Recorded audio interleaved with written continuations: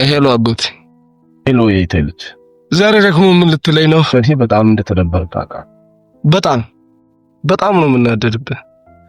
በተለይ አጎቶቻቸው ውጭ ሀገር ያላቸው ልጆች የሚኖሩትን ኑሮ አይቼ አንተ ያኔ እናቴ ስትሞት የገባላትን ቃል አስተውሺ ያንተን ቋጣሪነትን ሳስብ በጣም ነው የምናደድብህ። ለመሆኑ ነገ ቀን ስንት እንደሆነ ታውቃለህ? እኔ ምን ላግኝ ብዬ ነው ቀን የምቆጥረው ደግሞ? እኔ ግን በጣም ለየት ያለች ቀን ነች። የእህቴ አልገባሁላትን ነገር የሚፈጽምላት ቀን። ቆይ ምን ብታደርግ የእናቴን አጥንት የምታስደስት ይመስላል? ምንም ብታደርግ አትደሰትም።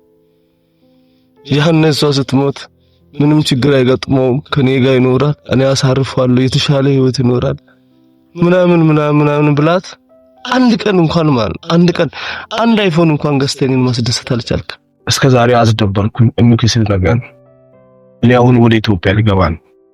እየመጣሁኝ ነው። ነገ ጠዋት አገኘና እስከ ዛሬ ምን ሳደርግ እንደነበር ትልቅ ሰርፕራይዝ ሰጣለሁ። ትልቅ ስጦታ ሰጣለሁ። ነገ ጠዋት እደውልልሃለሁ። ተዘጋጅ።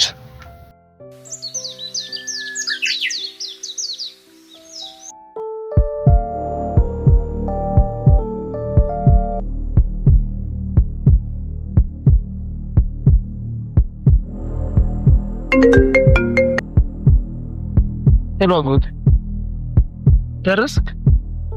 አዎ፣ አሁን ከቤት ወጥተህ በእናንተ ቤት በሁለተኛ መታጠፊያው ባለው መንገድ ታጣ።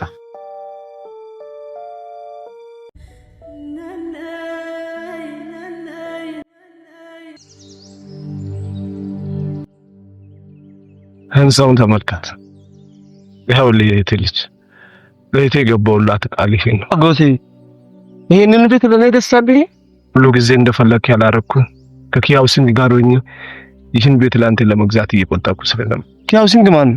ኪያውሲንግ ማለት ከ83145 ብር ቅድመ ክፍያ አስከፍሎ ከ2000 ብር ጀምሮ ያስቆጠቡ የቤት ባለቤት የሚያደርጉ ድርጅቶች ናቸው። ቤቱ በረንዳ ላይ ምን ይታያል?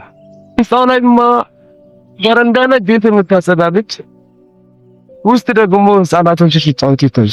እነሱ ማለት ከዛሬ 4 ወር በፊት እጣ ያደረሳቸው ሰዎች ናቸው። እኔ ላይፎን ብዬ ሳለቅስ አልተነከ ዘመኔን የማልፍበትን እየሰራልኝ ነበር። የምር በጣም ይከፋ። እድሜ ለነሱ። እኔማ አሁን በኪያውሲንግ እፎይ ብያለሁ።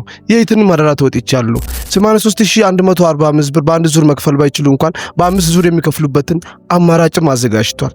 ከባለ 1 እስከ ባለ 3 መኝታ አላችሁ። ኪያውሲንግ የቤት ባለቤት መሆን ቀላል ነው ይለናል። ስማ ደግሞ ዋስትና ያለው ድርጅት ነው። በብሔራዊ ባንክ ክትትል የሚደረግለት። ስልክ ቁጥራቸውን እሰጣለሁ።